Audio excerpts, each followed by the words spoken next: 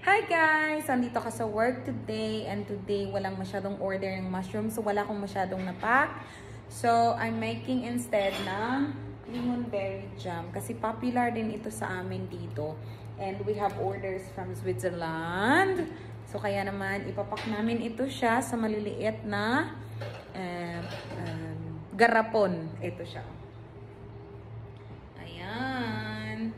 So, ayan. Kasama ko dito ngayon si Buwa. Hi, Buwa! Hi, Buwa! Kaming dalawa ngayon ang magkatulong magpapak nitong mga lingonberry jam. Lingonberry jam.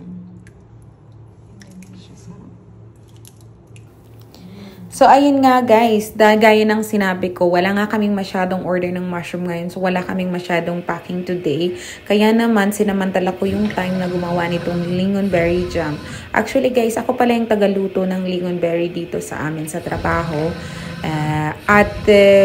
Madali lang naman din siya. Meron na kaming recipe nitong jam na to, and then yung lutuan naman very automatic na siya, so hindi na kailangan masyadong babantayan, ipoprogram na lang siya. So napakadali lang naman, hindi naman siya complicated gawin, tsaka hindi siya ma-ingredients talaga. So ito pinapak lang namin ng ganito, 450 grams tinitimbang ni Buwa yan after kong isalin dito sa mga garapon. Itong order na to guys, papunta itong Switzerland kasi naging popular na sa kanila sa isang customer namin itong lingonberry jam na ito.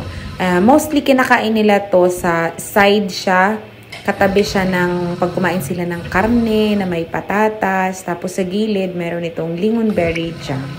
Kaya naman kahit dito sa amin sa Sweden, napaka-popular nito. At alam nyo ba na yung lingon dito, pwede siyang mapulutin, wild lang siya sa forest for free. So, ayan, ito na guys yung finished product. Oh, ang ganda ng aming pagkakagawa. Ayan, oh. So, yun lang guys. Na-share ko lang. Thanks for watching. Bye!